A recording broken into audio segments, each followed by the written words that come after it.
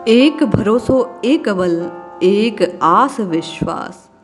यह एक वही सूत्र है, एक वही बात है जो आपके द्वारा जपे गए नाम के दिव्य अनुभूतियों से आपको दो चार करवा सकती हैं, आपके नाम जप को सार्थक बना सकती है, आपको राम जी से मिलवा सकती है। जय श्री हरि। पूज्य गुरुदेव के चरणों में बारंबार प्रणाम। एक समय की बात है, ये सच्ची घटना निश्चय ही आपके मन में एक निष्ठा को, केवल और केवल नाम के प्रति आपके समर्पण को, केवल शरणागत के भाव से प्रभु के नाम के उच्चारण की बात को, रसास्वादन को अवश्य ही पुष्ट करेगी।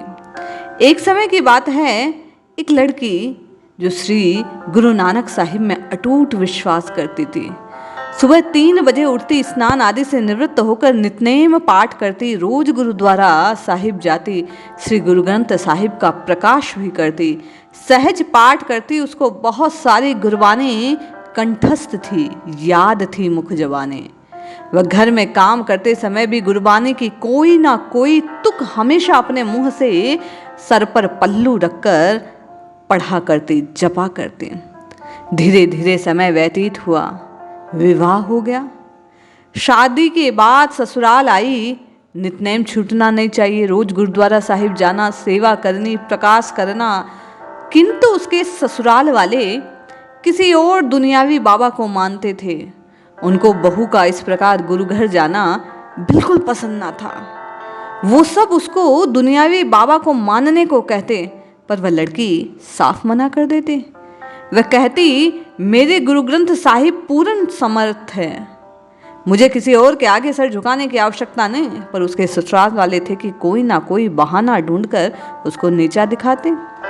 एक दिन उसके ससुराल वालों ने कहा, अगर तेरे गुरु ग्रंथ साहिब पूर्ण समर्थ हैं तो 1 महीने बाद, अर्थात इस महीने की 31 तारीख तक वो खुद चलकर घर आए, तब तो तू गुरुगृह जाना, अन्यथा तेरा वहाँ जाना आना, तेरी ये गुरबानी पढ़ना, तेरा गुरु ग्रंथ साहिब को मानना सब अविश्वास, हमें नहीं पसंद। तुम्हें भी हमारे ही बाबा के यहाँ जाना होगा। वो बेचारी लड़की रोज गुरुगृह जाती, गुरु ग्रंथ साहिब का पाठ करती, अरदास करती, अरदास करते करते प्रभु के सम्मुख सजल नेत्रों से पुकार उठती आर्त भाव से कि हे सच्चे पातशाह, मुझे आप पर पूरा भरोसा है, केवल और केवल आप पर भरोसा है। आप मेरे भरोसे को टूटने नहीं देंगे, आप मेरे विश्वास को क्षणिक भी डगमगाने नहीं देंगे। आप निश्चय उनकी इस बात को पूरा कर देंगे और मेरा यहाँ आना, आपसे मिलना, प्रभु आपसे बात करना कभी बंद नहीं होगा। दिन निकलते रहे, सप्ताह बीता, पखवाड़ा खत्म हुआ। आज बीतते बीतते 30 तारीख आ गई। वह लड़की आज जब गुरुगृह गई, गुरुद्वारे में गई, तो खूब फूट फूट कर रोई गुरु ग्रंथ साहिब के सामने, गुरु नानक से अरदास करने लगी। आज उसका विश्वास मानो कुछ कुछ अजीब सा हो गया था, वज्र का सा। उसने कहा, मैं जानती हूँ आप अवश्य आएंगे, आप मुझे छोड़ नहीं सकते, मुझे केवल और केवल आपका भरोसा है, मैं आपको मानती हूँ, आप ही मेरे हैं, मैं आपकी हूँ। बार बार रोते रोते वह साहिब से पुकार करती रही। रात के 3 बज गए। अचानक उस शहर में जोरदार मूसलाधार बारिश, ऐसी बरसात के रुकने का नाम ना ले। गुरुद्वारा साहिब ऐसा कि वहाँ जो छत है वो लीक होने लगी, पानी टपकने लगा।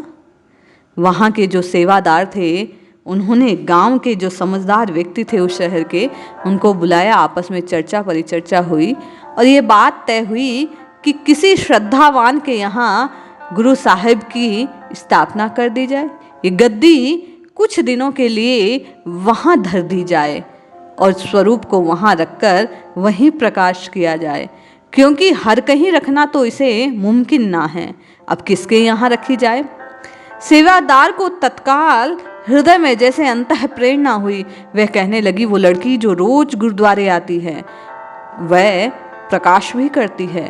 वह गुरु ग्रंथ साहिब का पाठ करती है, वह सच्ची भक्त है, वह आर्त भाव से प्रभु को पुकारती भी है, वह गुरुदेव से प्रार्थना करती है।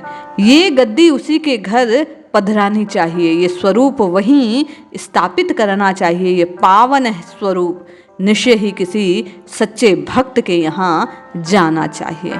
सबने बात मान ली। कुछ लोग जो समझदार थे वे हाल को देखकर बोले, अरे पहले पूछ तो लो कि वहाँ गद्दी पधराई जाए कि नहीं, वे तैयार हैं कि नहीं।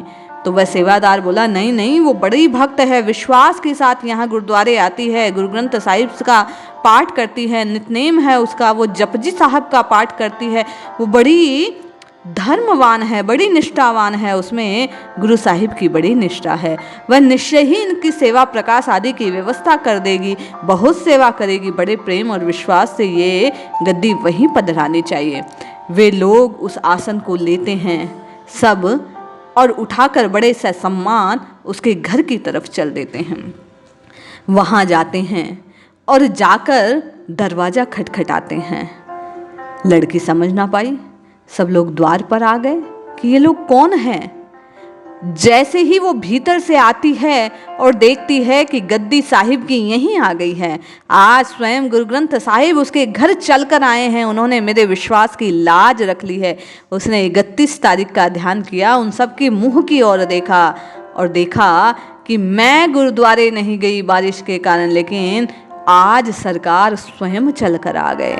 आज गुरु ग्रंथ साहिब जी यहाँ पधारे हैं। सब दंग रह गए। ग्रंथी जी ने कहा, जल्दी करो, कोई कमरा वमरा साफ है तुम्हारे यहाँ? कहाँ साहिब को बैठाएं, कहाँ प्रकाश करोगी? उस लड़की ने बड़े चाव से कमरे में श्रद्धा पूर्वक लेप किया सुगंधित किसी पदार्थ का। गद्दी बिठाने के लिए, साहिब को विराजमान करने के लिए एक पल में सारी व्यवस्थाएं उसने जमा दी। उसके विश्वास की ताकत रंग लाई थी। अनूठा सा एक उसमें साहस, हलचल, बिजली सी उसमें कौंध गई थी। वह बड़ी प्रसन्न थी कि आज प्रभु ने उसके विश्वास की लाज रख ली। आज गुरु ग्रंथ साहिब स्वयं चलकर आए। जैसा विश्वास भगत धन्ना जाट का था, जैसे पत्थर से परमात्मा प्रकट हो गया था, आज वैसे ही गुरु ग्रंथ साहिब पूर्ण समर्थ हैं। ये बात उसने विश्वास से सिद्ध हो गई। उन जैसे नास्तिक जो दुनिया में न जाने कहाँ कहाँ मत्था टेक रहे थे, उसको उन्होंने गुरु ग्रंथ साहिब के उस विश्वास की, उस शक्ति का परिचय करवा दिया। ये था एक बल, एक विश्वास, केवल और केवल एक का भरोसा, जो यदि आप और मैं भी केवल और केवल एक इष्ट के नाम, केवल और केवल एक की शरणागति को, केवल और केवल एक नाम को पकड़ लें, तो निश्चय मानिए उस लड़की की तरह हमें और आपको भी हमारे विश्वास को फलीभूत होते देखने में देर ना लगेगी। हमें भी चमत्कारिक अनुभव होंगे, दिव्य चेतना हमें भी अनुभूत होगी। निश्चय हमें भी राम जी के अनुभूति का अवसर प्राप्त होगा। राम राम राम राम जपते जपते राममय होने का अवसर मिलेगा। इसलिए जपिए जपिए जपिए, नित्य निरंतर केवल और केवल प्रभु के नाम को जपिए। ये नाम अवश्य ही कल्याण कर देगा। जय श्री हरि।